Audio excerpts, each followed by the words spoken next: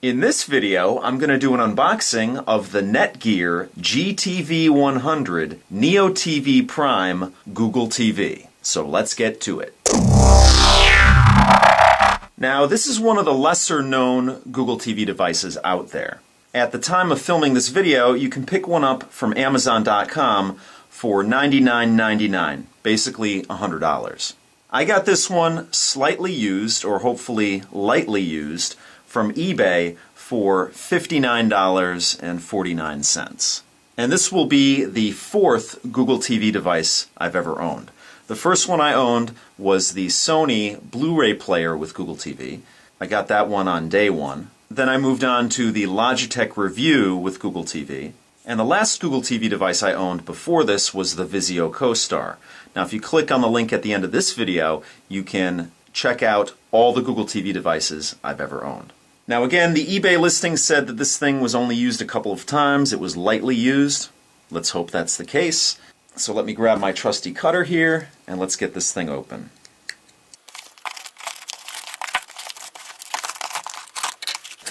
Alright, here is the box itself, a box within a box. Now this isn't the first Netgear NeoTV device that I've owned, but it is the first one that's Android powered. It's the first Google TV device. Netgear puts out several other boxes similar to Roku devices where you can stream Netflix and things like that.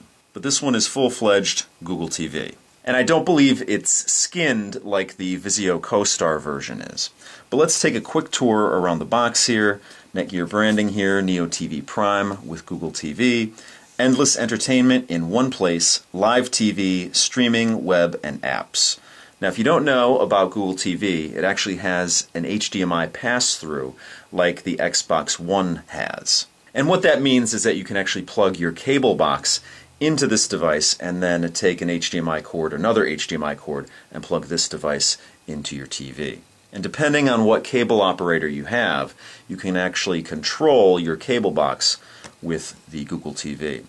As with all Google TV devices, you have access to the Google Play Store, and then you have some other options down here. Surfing the web is another thing of note. On the side here, you get a little bit of a taste of what this thing looks like.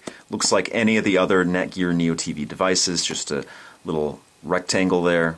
And this is the remote. Now the difference is this remote has a full QWERTY keyboard on it, but we'll get into that when we actually look at the device itself.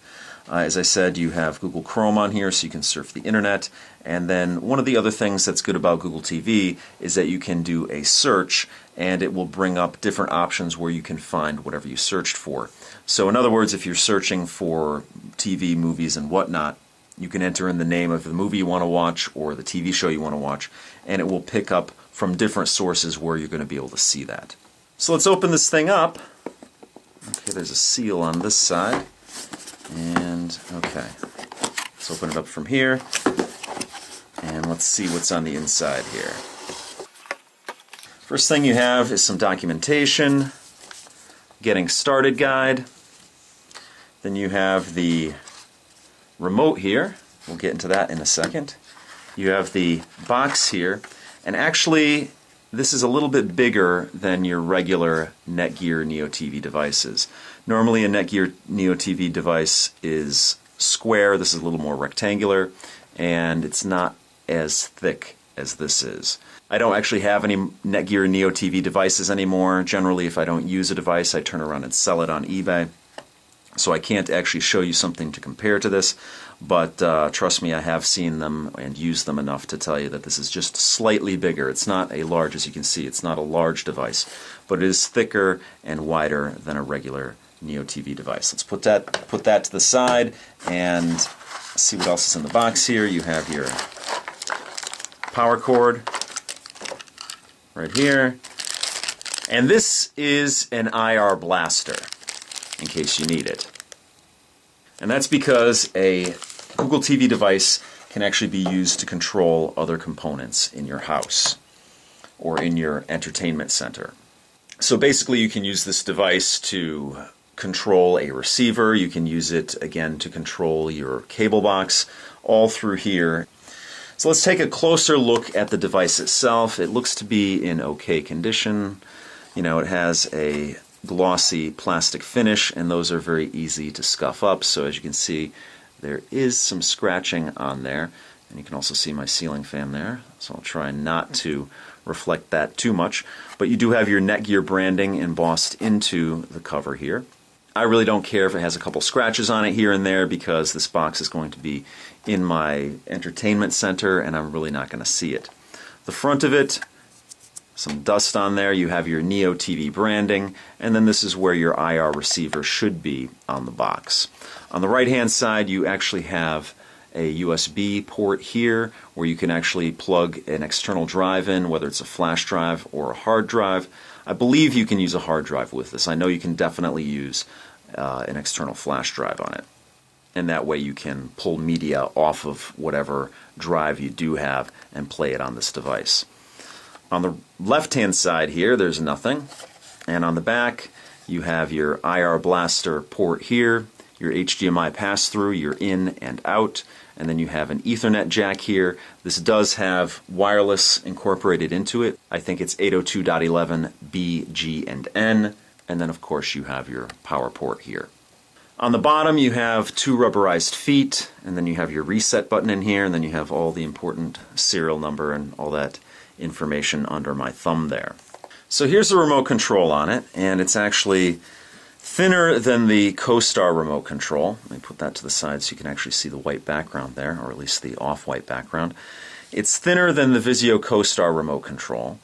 The Logitech Reviews controller is actually a keyboard, almost a full-size keyboard. And then the Sony Blu-ray player with Google TV, that one actually looks like a game controller. So far I haven't obviously used this remote, but so far I actually like this remote the best out of all of them. Like I said, it's not thick like the CoStar, so it fits nice in the hand. On the front of the remote, you see that you have some controls up here. You have your power button here, you have a home button over there, you have a indicator light here, you have, I believe, is probably a touch panel here, where you can move a cursor around the screen.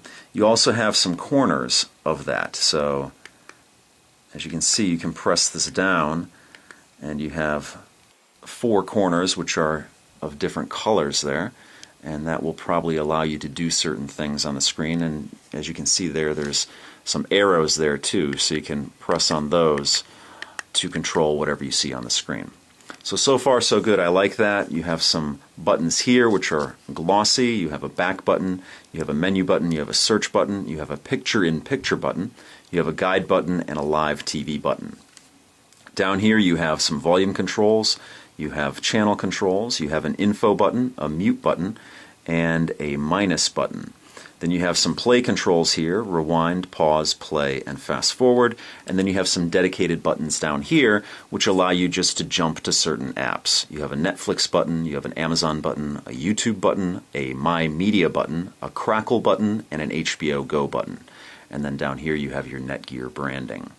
And it's all pretty much a matte black plastic except for this band around the center here. And as you can see on the back, you have your full QWERTY keyboard. Now, I do not believe that this is in any way backlit, but in my future videos when I do a review on this device and a first-time walkthrough, I'll let you know if that's the case. So you have your full QWERTY keyboard here. Seems like it will be easy to type on. The buttons have a nice click to them. The buttons are all rubberized. You can see that it has sort of a glossy black background there.